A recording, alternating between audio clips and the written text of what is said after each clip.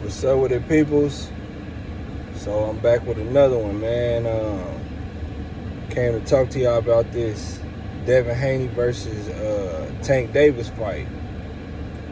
So how I see the fight, man, I don't really see in this fight being that competitive as far as the rounds that's gonna be won.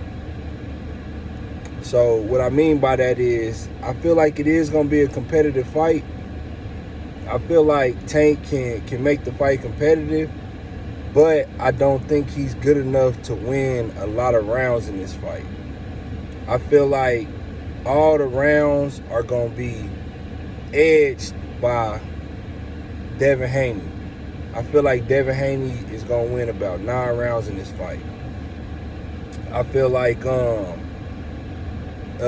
just Tank being the smaller guy, him being about 5'5", Dev being about 5'7", 5'8", longer reach, and just being a better overall boxer, So I mean, Dev, I feel like Tank is he got a puncher's chance to win the fight because he can punch hard. We seen Dev be hurt by Linares, but I feel like too that was Dev kind of falling into that narrative and that agenda of him not being a born fighter or not being a power puncher.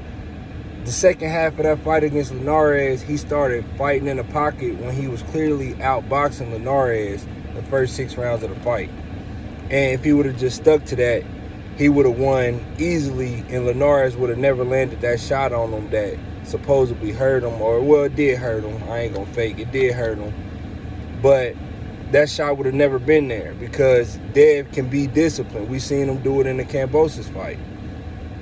And I feel like this Tank fight remind me a lot of the Kambosos fight because, I mean, the Tank fight is going to remind me a lot of the Kambosos fight and how I see it being played out because I feel like the same way that Dev approached that fight, he's going to approach the Tank fight. He's not going to take chances like he did in the Linares fight to be hurt by Tank Davis because he respects the power of Tank Davis.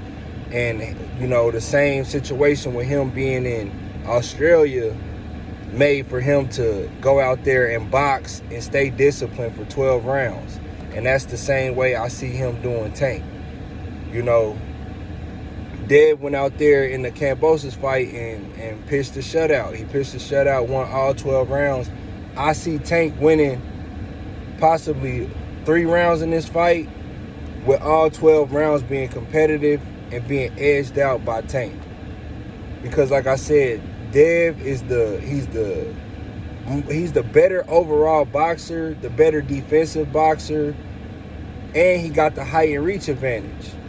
I mean, it would be more competitive had Dev been in Tank's shoes as far as the boxing skills and being smaller than the better boxer being taller and longer. You know what I mean? But I mean, like I say, Tank can punch.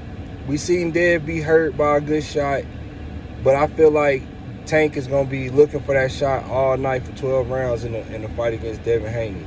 Devin Haney's not going to let Tank land that punch, and he's going to pretty much get outboxed for 12 rounds. I feel like I said in the beginning, I feel like the rounds are going to be competitive because Tank got fast feet, he's athletic, and he can box and he can punch.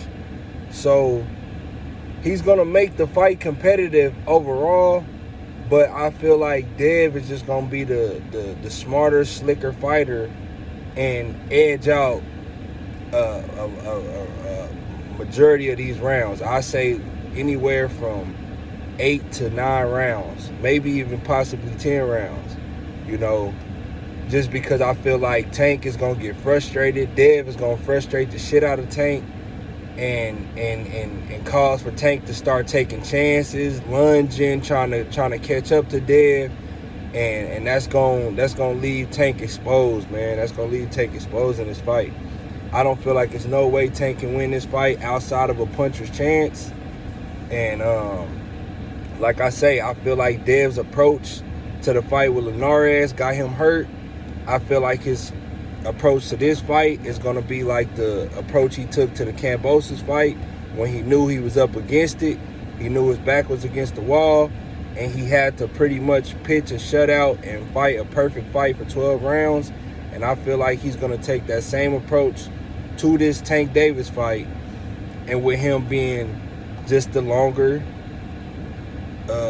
taller, and more skilled overall fighter, you know.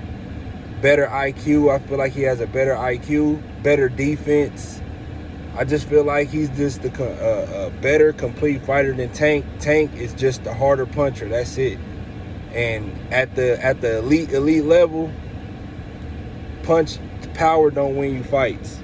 Power don't win you fights. It takes for the guy to make a mistake in order for you to capitalize with that power. But when you up against a pure boxer like Devin Haney, it's going to be hard. And him knowing that you a puncher, it's going to be real hard for you to land a shot that's going to knock him out.